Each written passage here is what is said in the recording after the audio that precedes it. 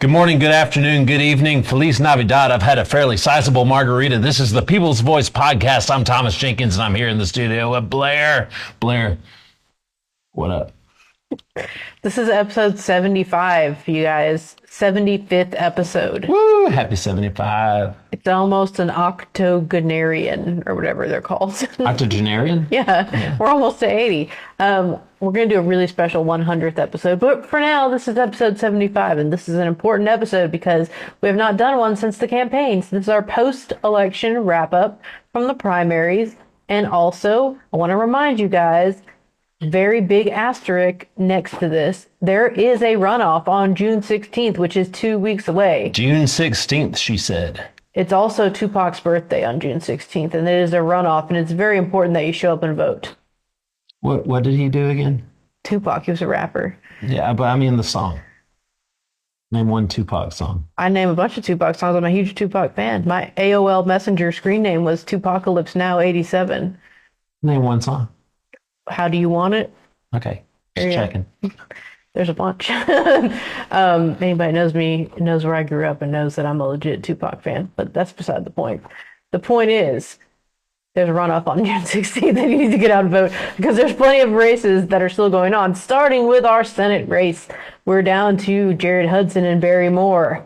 That's a decision that you're going to have to make, and hopefully both of them will be on this show to tell you more about why they're the best choice. Hopefully. If they don't show up, and that tells you what you need to know about them. But we hope to have them both on again. To Barry's credit, he did phone into the show.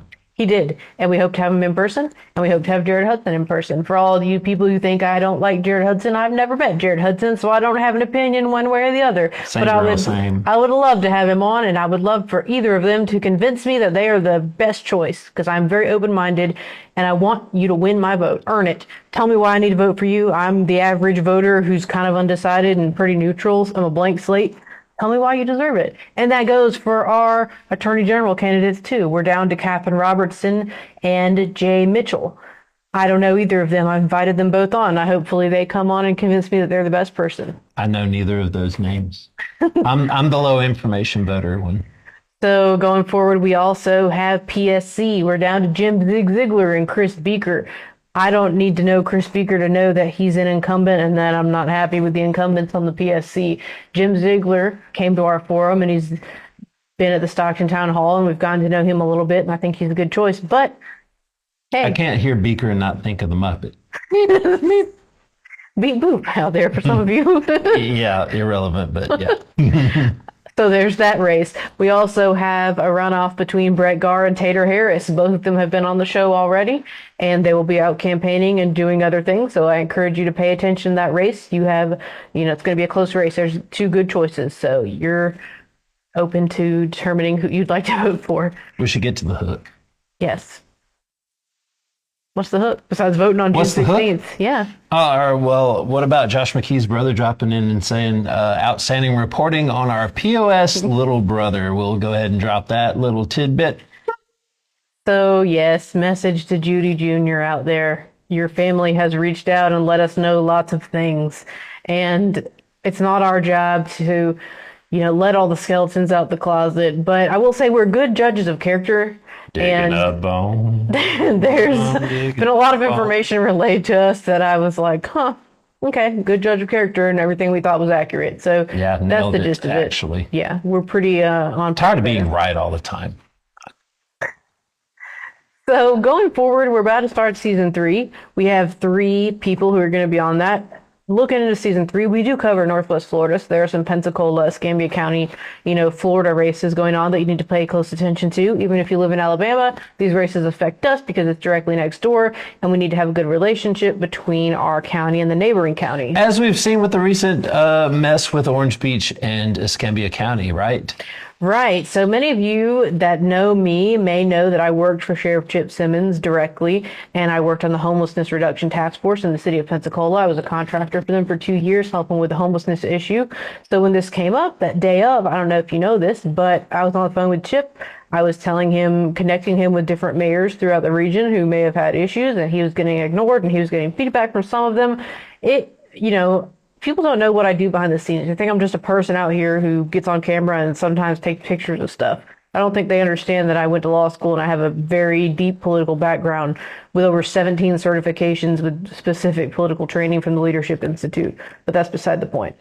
So when that happened, I will say that I was disappointed in the reaction from Orange Beach. Y'all may want to like chop my head off for that, but I've worked for Chip a long time. I know him to be a very good person and a man of integrity and honor. And I don't think he would have even posted something on social media had he not been driven to his wits' end with the issue. And having worked on that issue in Pensacola, I understand his frustration because you make a little dent in the homelessness crisis and then all of a sudden people come from other areas dropping off homeless people and using up your resources that are very like finite in nature. So I understand his frustrations with that.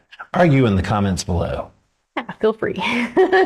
So anyways, we need a good relationship between Escambia and Baldwin County. We've been saying that since episode 1 of this show. If you go way back, you should watch our season 1, but actually don't criticize it too much because the cameras don't look that great. But the information stands true to this day. Regarding the runoff, so also there's been congressional redistricting. We're going to have a congressional race. There's not a primary. It's whoever wins, and that's on August 11th. That's Gerrymander redrew that map, right? Yes, speaking of Jerry's and gerrymandering, Jerry Carl, you're welcome on this show as well. It's basically going to be a runoff, or not a runoff, it's a race between Jerry Carl and Austin Sidwell. Since we ran McKee out of town, he's over there against Rhett in the other district now. What, the one whose brother wrote in and said, thanks for covering our POS little brother who's a narcissistic, pathological liar? The one who lives in Howell's Moving Castle. Yes. Oh, yeah, that one who's got the little chicken legs on the little trailer. Yeah. He's over there in a different district. That's an anime joke for all of our octogenarians and septuagenarians out there. Yeah. Your grandkids know what we're talking about.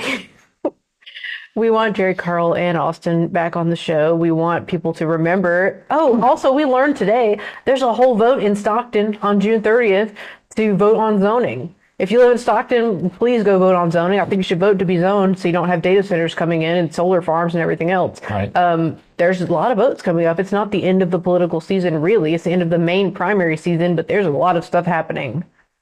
Can we talk a little bit about how piss poor the turnout was for the election? Like, holy cow. Not only that, I would talk a little bit about what I think is voter suppression, which you guys may not agree with me, but let me tell you about when I went to vote. We won't get into the altercation with the police telling me they were going to arrest me if I tried to go vote at my correct precinct. So my precinct, where Miss Evelyn Sanders, our friend of the show, is over there on Coastal Gate or County Road 6 at the Cultural Center. That's where I go to vote typically. Have you turned left lately there, by the way? It sucks. Very much so. Fix it. So I go there to vote, and not only did the police tell me they're going to arrest me if I drive off and have all these weird excuses about why I can't vote. We won't get into it. Okay. It's a deep story, but I'm not happy with it, and I'm fighting it tooth and nail because it's ridiculous. It's because of Gulf Breeze's traffic trap cameras. Yes. My precinct has moved to Foley. Now, let me tell you, I live in Meyer Park on Gulf Shores, and I got to go vote in Foley, and that's a whole nother story. But that's where the Anchor Point Church is, which is my new precinct or whatever. That's fine. I went to go over there, but it was not without a ton of hassle. And when I went there, the people said, "Oh, another one? Another person at the wrong precinct?" Like, it's so confusing to just find your precinct. I know they allegedly mail you a card. I never got a card in the mail, and neither did a ton of other people, while they're going to the incorrect precinct.